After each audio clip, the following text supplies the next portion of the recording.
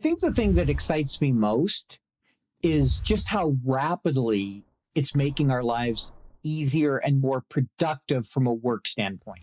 And what will that look like in 5 or 10 years? Hi, everyone, and welcome to a very special episode. This is going to mark our 100 episodes of FinPod podcast at CFI. And this is going to be an extra special episode because, as you can tell here, if you're watching on video, I have two wonderful guests with me here today. We have Paul Barnhurst, aka the FP&A Guy, and we have Scott Powell, the original gangster, one of the co-founders of CFI.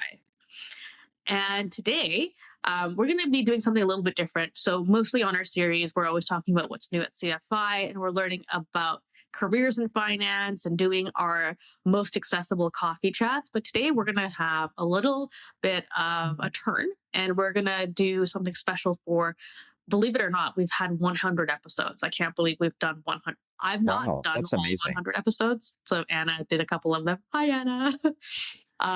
But I've been doing them since I returned from mat leave in October. And yeah, I think it's a great time to kind of pause and reflect, especially with so much changing in the industry.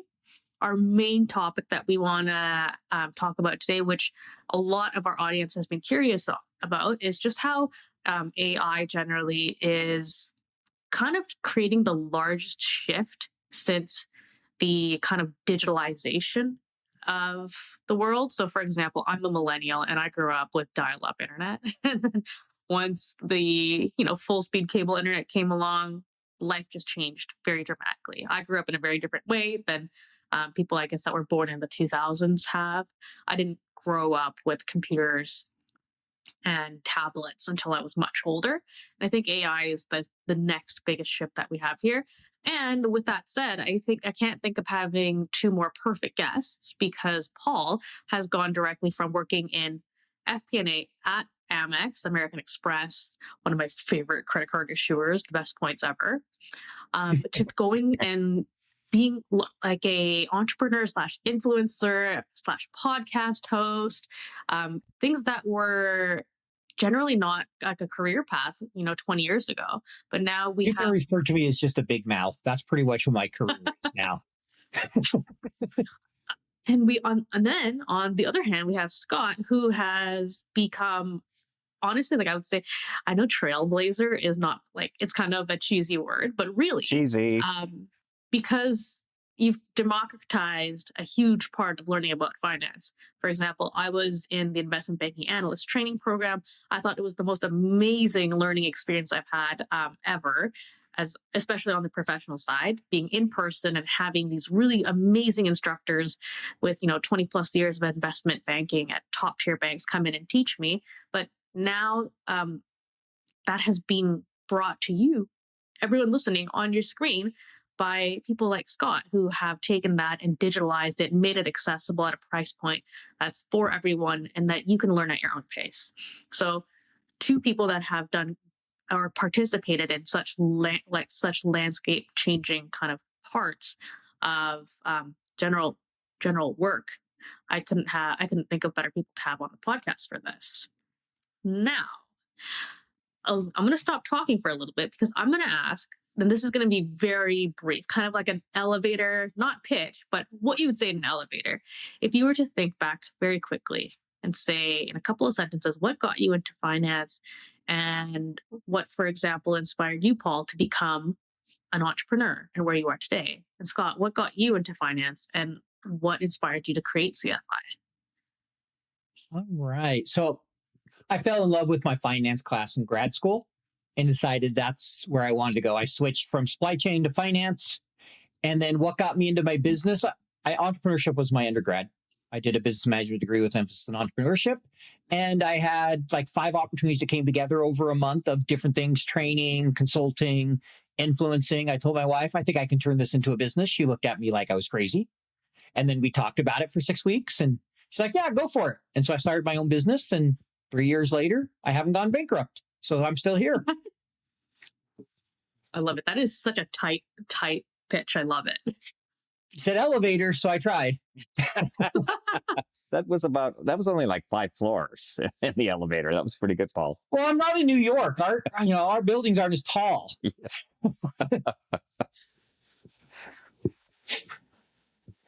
So maybe I'll just jump in. Here's my elevator. I might be a bit longer. I'll try to be concise, but you know me and very well, and I love to talk way too much. But long story short is I did economics at university, love numbers, and wanted to turn it into a career. And I was thinking, do I want to become an economist?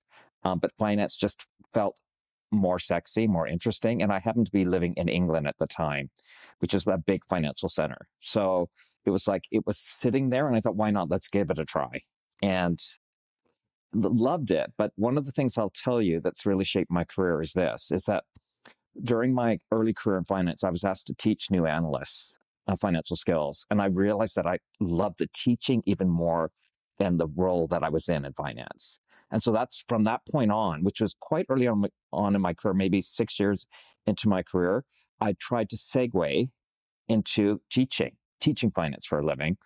And ultimately, I started teaching in the investment banks, teaching folks who are new analysts and associates.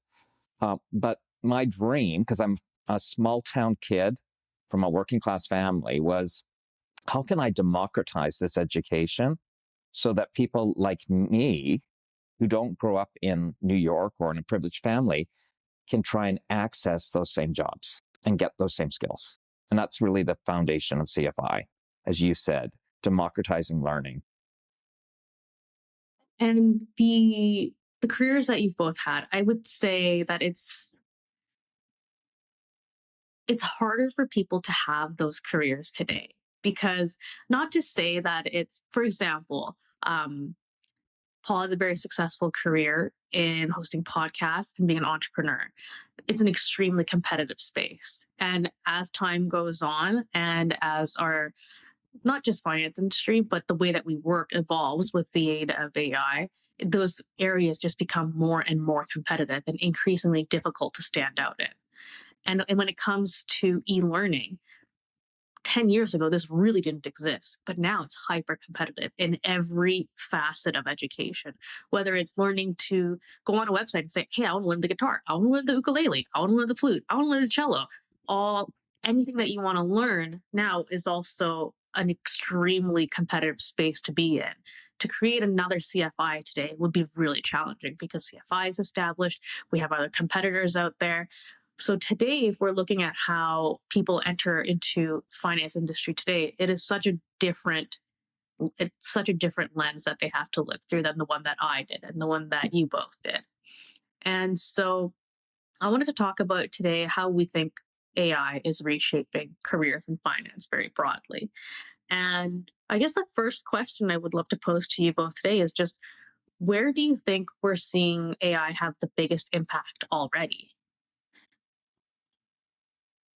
Scott, Yeah, all yours. I'll let you go first. that's a hard one because that's such a big question. But one of the things, because here at CFI, we've done a lot of talking about our approach to AI. What do we think about is going to happen to most jobs in finance as it relates to AI? And the big message that I still believe, all our learners need to take to heart, is that they need to be leaning into AI because multiple aspects of jobs will change. And I say multiple. I think about the way I use AI. I've used AI maybe 10, 15 times today for a myriad of tasks. Oh my gosh, tell us which ones. A couple of things. Well, first one was I just needed something rewritten, right? I needed something rewritten. And I thought, I wrote something. Here's my first draft. Clean it up and use my tone. And it allows me to work much faster. So something that would take me an hour, I got done in literally 3 minutes this morning. So powerful productivity tool. Another way I used it was I was putting together, because now I'm in education, was putting together a script for a role play for our future communications course. And that script, I knew exactly what I wanted the script to say, not verbatim, but kind of the tone, the words. But with the right prompts, the script that came out, I didn't even have to edit. It was perfect. So anyway, I'm telling you this because I use AI all the time. And whether you are using Excel, you're having to write a memo. One of the, remember, Paul, I talk way too much. So I'll just say one more thing. People think the roles in finance are all just about numbers. Almost every role that I've ever encountered in finance requires excellent communication skills. And so when you think about AI, don't just think about it as an ability to code Python quicker or learn a new Excel function, but also think about it, how it can enhance the way you communicate to your stakeholders or clients. And I'll stop talking, Paul. Yeah, I mean, I think what's interesting is the biggest area we've seen AI help us today is not in the manual tasks. And what I mean is, not many people are using it to clean up data yet. There are some situations we're using it, but that's not the main area it's being used. Surprisingly enough, the biggest area it's being used is on the area that we expected it to free us up to have more time on: creativity and then summarization, right? Like, give me 10 ideas for this. Give me 15 names for my podcast. Rewrite this email for me and make it more creative and fluffy or marketing-esque or whatever you want. And that's where we're seeing it a lot. Excel is also a big one, writing formulas. I mean, they're definitely, helping with coding and all those type of things. But I think a lot of what's coming is the workflow and the agents, and really saving us time on a lot of the manual tasks that are more around data and maybe modeling. And right now it's helping us with great for summarization. Like you mentioned, Scott, right? Writing a script. I've had them put together outlines for a course, and then I go through and edit it, or give me ideas and how to teach something, because, right, it can generate 30 ideas a lot quicker than I can. That's for sure. And then I can look through them and go, okay, how do I want to tweak this, or how does it help? So I think those are a lot of places we're seeing, and we'll continue to see more and more on the data side as it really gets integrated into companies' workflows. And that's so I've been thinking about this for quite some time, because I interview people for our, member spotlight podcast, careers in finance podcast. And I also get to talk to a lot of people that are fairly new to the workforce. So maybe, 2-3 years into their career. I've had a lot of people that I've had the great fortune of being able to mentor that have worked at CFI and now have a great career in finance. For example, Annie, if she listens to this, she'll know she's being mentioned here. So she was in traditional investment banking and energy, and now she's she's on the buy side. But the way that her workflow was when she was at CFI 2 or 3 years ago, maybe 3 years ago, versus where it is today, is so different. But that's not really the way that, at least I've seen AI impact finance. It really is on the creative side. And the way that, back then when I was in DCM, it would be creating pitch presentations, organizing and summarizing market data. But the idea of sitting in that desk, kind of figure it out by myself, is so different now. Because now it's almost like a friend, but a really, really smart friend to ask everything to, that will never judge you and will continuously learn from you and be able to kind of like anticipate your questions and tailor your questions to you. I think that's an incredible way that our workflow is changing. It's like you're always going to have like a trainer with you, regardless of what you're doing. And I find that it's really transformed the way that I work in so many ways, not just at CFI. For example, if I am doing a new, exercise routine, and I'm doing it, for example, like a postpartum mom, like give me like a 20-minute thing that I could do every day to get these type of results. I feel like AI has transformed that in such a dramatic way that when it comes to how it impacts people's workflows and career paths, it's quite intimidating. For example, the biggest question I think that we've all received over the past few years is, which finance roles or skill sets do you think will be the most disrupted or turned obsolete by AI? And on the flip side, what do you think will become skills-wise and role-wise most in demand now that we have AI. So I guess to rephrase my question, which finance roles or skill sets do you think will be most disrupted or most in demand as AI becomes more and more integrated with us? We can go to Paul first for this one, and then All Scott. right. I mean, the biggest thing it's going to require is we're going to have better soft skills. At the same time, it doesn't eliminate the need to have technical skills. When you use AI, you still have to validate and be able to make sure things are right. And the more skills you have on the technical side, often the more you're able to get out of Gen AI. Like someone who has a PhD in a subject is going to be better positioned to validate, to get things out of the tool, to make sure the prompts are right. But at the same time, as it gets better and better and more of it's in a workflow and it's kind of press a button and get an answer, the soft skills, being able to interpret it, being able to communicate it, being able to help drive decision-making, being able to be strategic is going to become more and more important, especially in FP&A, but I'd say across all of finance, right? There'll be some roles that will be eliminated. There'll be roles that will be changed. There'll be jobs that go away. There'll be new jobs added, just like with the internet, just like with anything else. And the more we're able to stand out on the soft skills side and use AI to make us more productive, the better position we are for the future. And I'll just build on the productivity comment that Paul just made.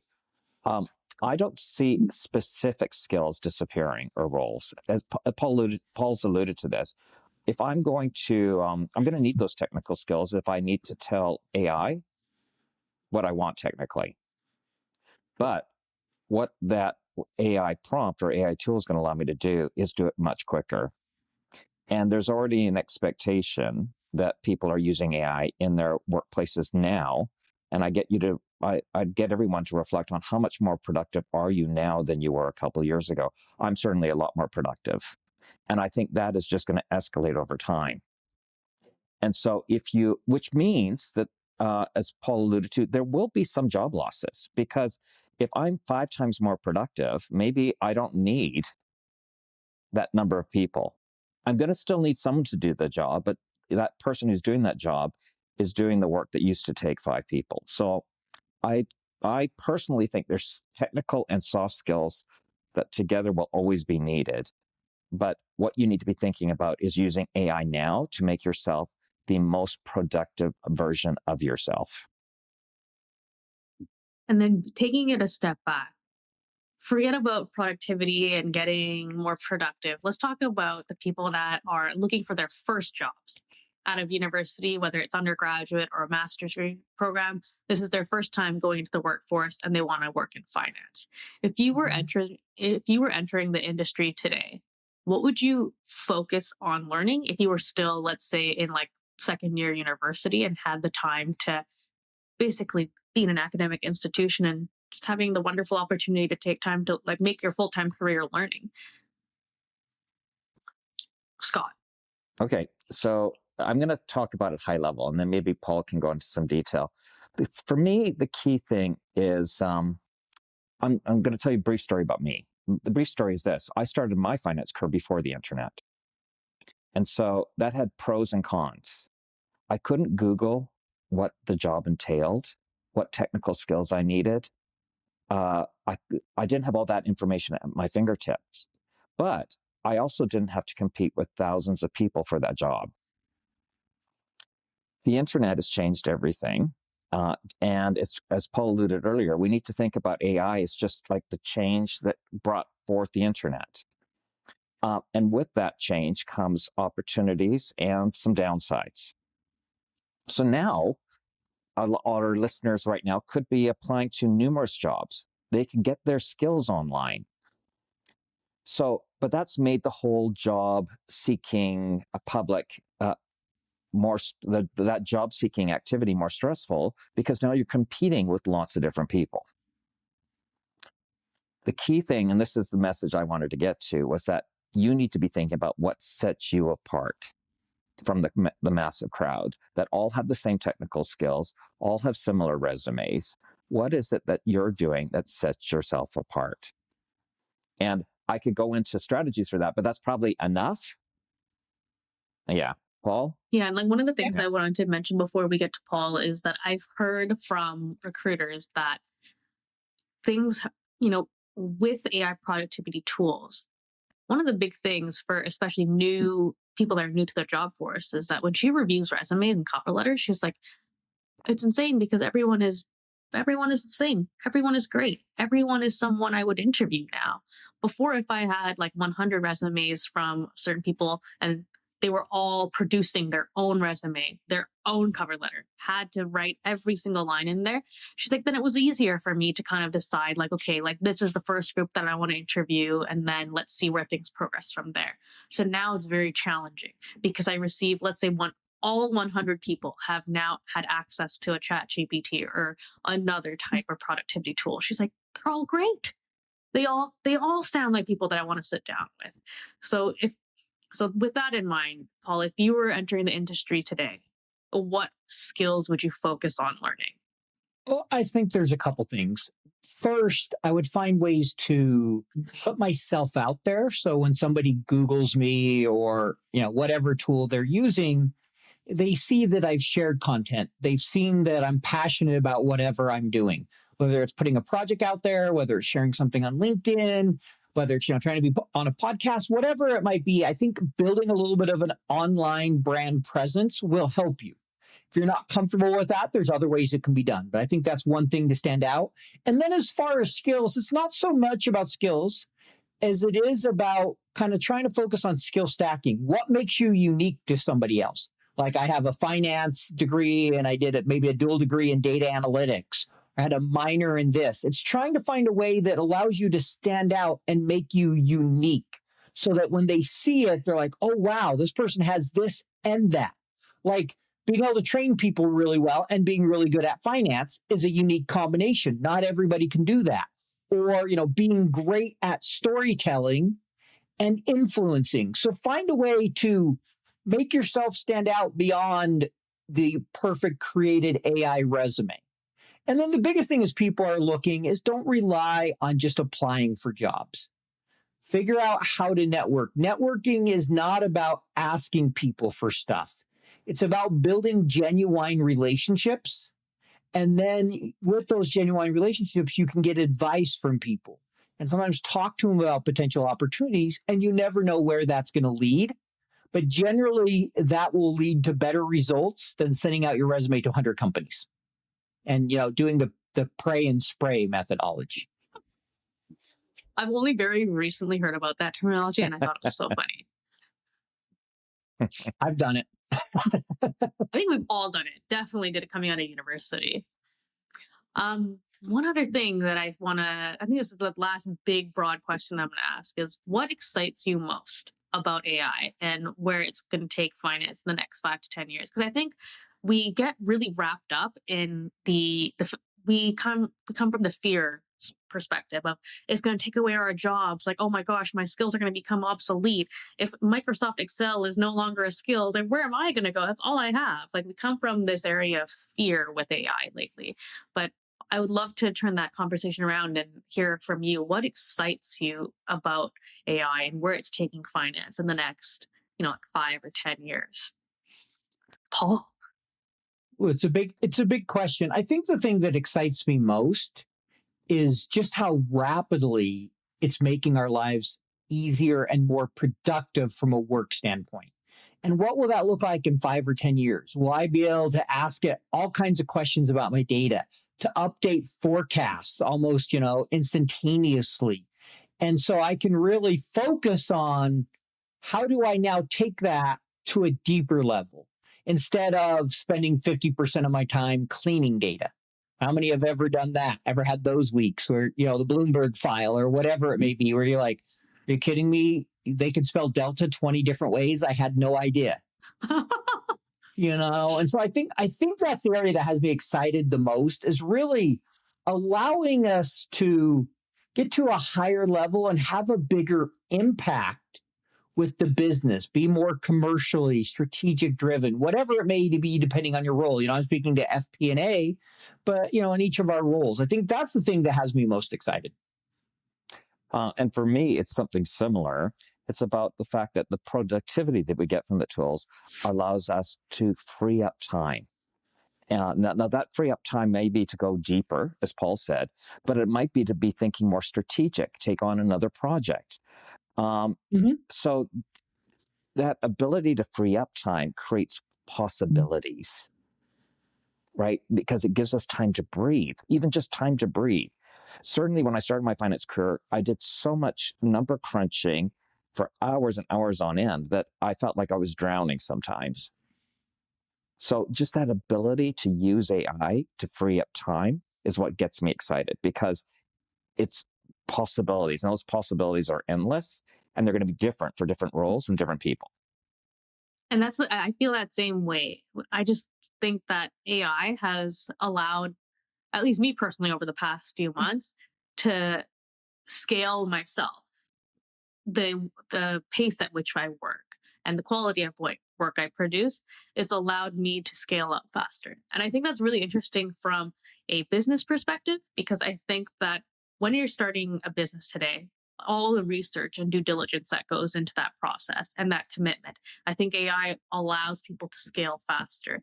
And also, speaking to the creativity piece, I think that Paul said, I think AI allows people to explore creative opportunities a lot more. Things that you would never would have think about are just accessible to you to explore at your fingertips. Now, as a way to wrap up our podcast together, I'm going to ask you a couple of rapid fire questions. And I think we're going to do Paul first, rapid fire, and then we're going to do Scott, same rapid fire questions. So the first question, this is one of 3 that I'm going to ask you. What's your favorite tool that you're using today that is AI driven? We'll go ChatGPT. There's plenty I'm using, but that's probably the one I use the most. And are there any interesting trends that you're watching lately that are AI driven that you think are interesting? Yeah, I mean, I think there are a number out there. I think the biggest thing I like watching is just seeing the number of tools and applications that are coming, and trying to keep an idea of where they're heading. Just watching like the agents and different things. And with AI coming into our lives, have you had any sort of kind of mindset shift lately in the past couple of years that you thought was kind of worthy of sharing? I don't know if there's been a specific mindset shift. I think for me, it's just been more of constantly trying to think, how can I use AI better? Like, I'm realizing in some areas, I feel like I'm falling behind and I need to spend more time, but sometimes so busy, it's like so the biggest thing for me is really trying to figure out, how do I take better advantage of it? Constantly thinking, how can I use it more to help me while still keeping those parts that make what I do unique, right? I don't want to feel like I'm the exact same as anybody else, especially in content creation, because AI can create pretty good content, but people can also often tell if it's all AI generated. So it's finding that balance. And Scott, what is your favorite tool that you're using today? Unfortunately, it's the same as Paul's, ChatGPT. Listen, I even use it. I'm trying to improve my French. And literally this morning, I also... Now, actual French, or are we saying that more in the terms of 4-letter word French? No, Real French. But unfortunately, it's boring, but real French. So this morning, I was basically said to ChatGPT, I'm going to go into French. Please speak to me back in French. And then at the end, tell me in English what I did right and wrong. Right? Is she going to take place of Duolingo for you? All I'm going to say is it kind of goes to one of your points, my mindset change. The very first thing I worried about is, how's this going to change my job, the company, right? I approached it with an attitude of probably a bit of fear. And what my mindset change has really been is now it's like, no, lean into this big time. And so if people are approaching this from fear, I'd encourage you to just flip it. Think about productivity and abundance, and how could this actually create possibilities for you? Because it's natural if they're to fear something that's new or uncertain. And I can't think of. I can't remember the other question. And the other question was, are there any trends that you're seeing with respect to AI lately that you think are worth following? I think you need to. Here's my view. My view is there's too many. There's not a gigantic trend. Everyone's trying left, right, and center new things with AI, and I encourage you to explore through, like, just go on a news site and hear what's happening with whatever AI tool. Try it out. And I can't think of a better way to close our podcast. And what I'm going to do is actually I'm going to give everyone a little nugget of wisdom that I received from one of my actually like the most significant mentor I've had in my life. And his name is Scott. And he's on this podcast right now. And it's just to be open to the idea, be open-minded, open to possibility, open to change, and approach this AI shift with not fear, but just curiosity and excitement. And just be open to the idea of change. And just being open to the idea of change, you'd be surprised at what could come your way and change your life. And so thank you for everyone for listening and tuning in, whether if you're seeing us on video here for our 100 episodes of FinPod Milestone Podcast.